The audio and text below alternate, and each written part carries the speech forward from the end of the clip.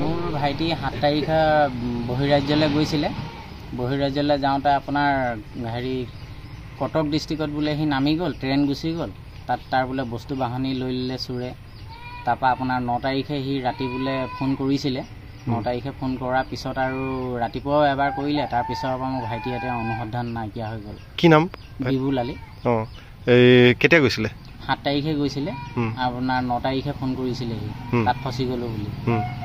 তাৰপৰা এতিয়ালৈকে খবৰ খাতি নাইকিয়া আৰু। আপোনালোকে আৰক্ষীক যোগাযোগ কৰিছে? আৰক্ষীকতো এনেই যোগাযোগ কৰিছিলোঁ, কিন্তু ক'লে ৰেলৱে ডিপাৰ্টমেণ্টত জনাব লাগিব বুলি কৈছিলে। তো তাৰপিছত এতিয়াতো আমি এনেকৈ হেৰি নাই কৰা আৰু। আপোনালোকে এতিয়া কি বিচাৰে? এতিয়াতো আমি বিচাৰিছোঁ মানে আৰক্ষী মহোদয়ে মানে কেনেকৈ তাৰপৰা যোগাযোগ কৰি যদি তাক আমাক উলিয়াই দিব পাৰে। আমিতো এতিয়া বিচাৰি মেলি নাপাইছোঁ তাক। এতিয়া এই অসম চৰকাৰ হেৰি হিমন্ত মামা যদি অলপ সহায় কৰে। ভাই বাহিৰলৈ গুচি গ'ল, আমিতো দুখীয়া মানুহ, যেনে তেনে চলি আছিলে, কামৰ কাৰণে তাত গৈছে। আৰু আৰক্ষী অধীক্ষকেও যদি অলপ সহায় কৰে অনুৰোধ জনাইছোঁ আৰু। মোৰ ভাইটি 7 তাৰিখে বহিৰাজ্যলৈ গৈছিলে।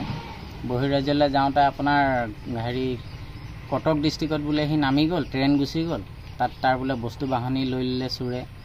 তাৰপৰা আপোনাৰ 9 তাৰিখে সি ৰাতি বোলে ফোন কৰিছিলে। 9 তাৰিখে ফোন কৰাৰ পিছত আৰু ৰাতিপুৱাও এবাৰ কৰিলে। তাৰপিছৰ পৰা মোৰ ভাইটি এতিয়া অনুসন্ধান নাইকিয়া হৈ গ'ল। কি নাম? বিবুল আলী। কেতিয়া গৈছিলে? 7 তাৰিখে গৈছিলে। আপোনাৰ 9 তাৰিখে ফোন কৰিছিলে সি, তাত ফচি গ'লো বুলি। তাৰপৰা এতিয়ালৈকে খবৰ খাতি নাইকিয়া আৰু। আপোনালোকে আৰক্ষীক যোগাযোগ কৰিছে? আৰক্ষীকতো এনেই যোগাযোগ কৰিছিলোঁ, কিন্তু ক'লে ৰেলৱে ডিপাৰ্টমেণ্টত জনাব লাগিব বুলি কৈছিলে। তো তাৰপিছত এতিয়াতো আমি এনেকৈ হেৰি নাই কৰা আৰু। আপোনালোকে এতিয়া কি বিচাৰে? এতিয়াতো আমি বিচাৰিছোঁ মানে আৰক্ষী মহোদয়ে মানে কেনেকৈ তাৰপৰা যোগাযোগ কৰি যদি তাক আমাক উলিয়াই দিব পাৰে। আমিতো এতিয়া বিচাৰি মেলি নাপাইছোঁ তাক। এতিয়া এই অসম চৰকাৰ হেৰি হিমন্ত মামা যদি অলপ সহায় কৰে। ভাই বাহিৰলৈ গুচি গ'ল, আমিতো দুখীয়া মানুহ, যেনে তেনে চলি আছিলে, কামৰ কাৰণে তাত গৈছে। আৰু আৰক্ষী অধীক্ষকেও যদি অলপ সহায় কৰে